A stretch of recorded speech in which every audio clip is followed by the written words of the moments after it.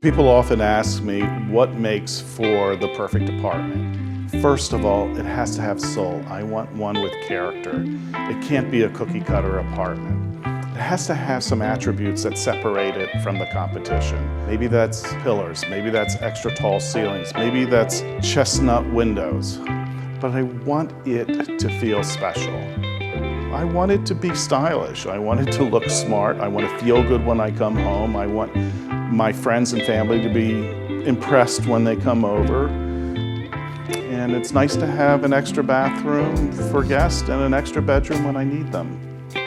And then secondly, I want an apartment that I can breathe in. I want to feel like life is expansive, because New York can be the opposite of that. So it's nice to be able to come home and to breathe. And then lastly, location really counts.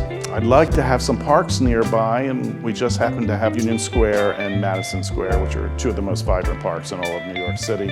And then I want to have interesting neighborhoods that are not homogeneous. We're right in the center of downtown between Chelsea and Gramercy and Greenwich Village. So many options here and so much life going on here.